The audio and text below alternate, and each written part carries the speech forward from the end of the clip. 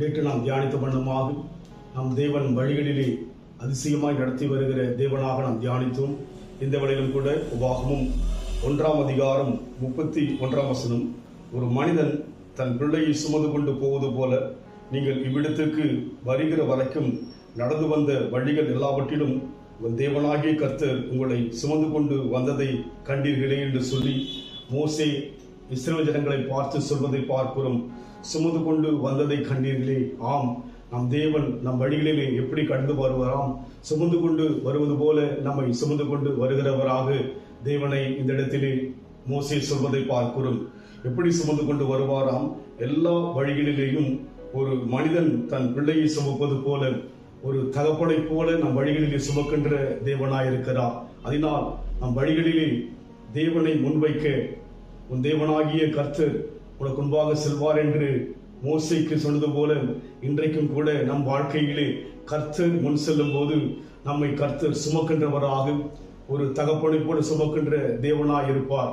அப்படியாகத்தான் இஸ்ரவேல் ஜனங்கள் வாழ்க்கையிலே அவர் கூட இருந்தபடினாலே 40 வருஷம் அந்த வனாந்திரமான பயணமானது அவர்கள் வாழ்க்கையிலே அதிசயங்களையும் அற்புதங்களையும் கண்டார்கள்.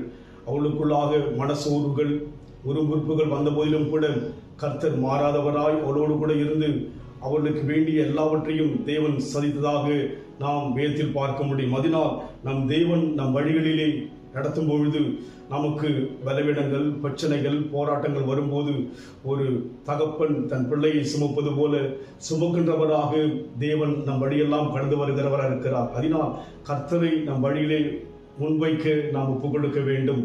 தாவீது சொல்வது போல கர்த்தரை எப்பொழுதும் எனக்கு முன்பாக வைத்திருக்கன்னு சொல்லி பார்க்கிறோம். அதனால் நம்முடைய வாழ்க்கை என்ற பயணத்தில் நாம் முன்பாக செல்லாதபடிக்கு, நம்முடைய டேலண்டையோ நம்முடைய நாலேஜையோ முன்வைக்காதபடிக்கு ஆண்டவரை முன்வைக்கும் பொழுது நிச்சயமாய் நம் பாதையிலே கர்த்தர் நம்மை கருத்தோடும் கவனத்தோடும் எல்லா தீங்குக்கும் விலக்கி நடத்த அவர் இன்றைக்கும் அக்கறை உள்ளவரும் கரிசனை உள்ளவராய் இருக்கிறபடினாலே நாம் தேவனை முன்வைக்க நம்மை ஒப்புக் கொடுப்போம். காரணம், அவர் நம்மை சுமந்து கொண்டு போவது போல முன் செல்கிறவராய் இருக்கிறார்.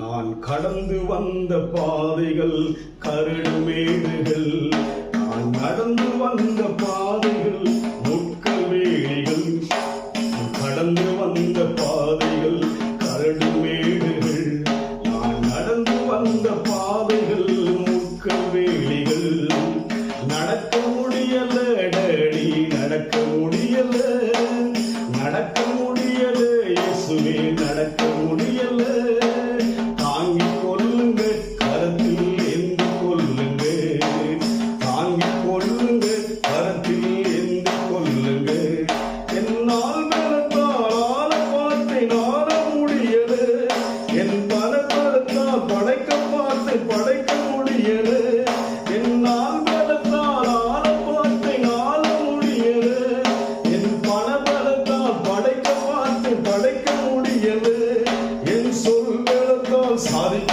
பார்த்தேன் ஒன்று முடியல, என் வாய் பலத்தால் வாழ பார்த்தேன் வாழ முடியல, நடக்க முடியல டேடி, நடக்க முடியல, நடக்க முடியல இயேசுவே, நடக்க முடியல, தாங்கிக் கொள்ளுங்க கரத்தில் ஏந்தி கொள்ளுங்க, தாங்கிக் கொள்ளுங்க கரத்தில் ஏந்தி கொள்ளுங்க.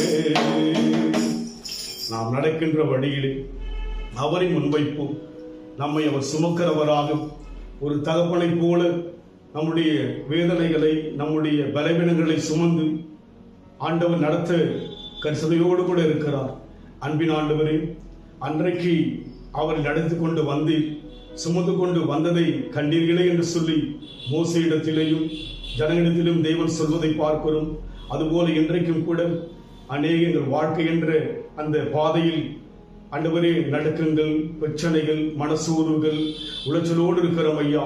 கர்த்தர் எங்கள் முன்பாக செல்லும்படியாக, நான் உனக்கு முன்னே போகின்ற வண்ணமாய் நீர் முன் செல்லும்படியாக நாங்கள் அனுமதிக்கிறோம். ஆண்டவரை நடத்துவீராக, தொடர்ந்து எங்கள் வாழ்க்கை முழுமையாய் கூட இருப்பீராக. இயேசுவின் நாமத்தில் பிதாவே, ஆமென். கர்த்தர் ஆசீர்வதிப்பாராக. God bless you.